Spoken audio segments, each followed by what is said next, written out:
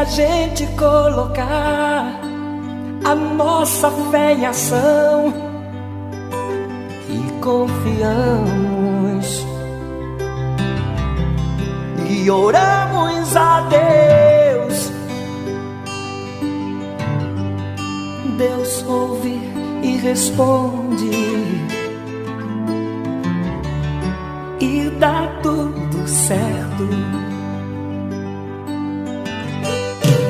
Vai dar tudo certo, vai dar tudo certo. Se a gente colocar a nossa fé em ação, vai dar tudo certo.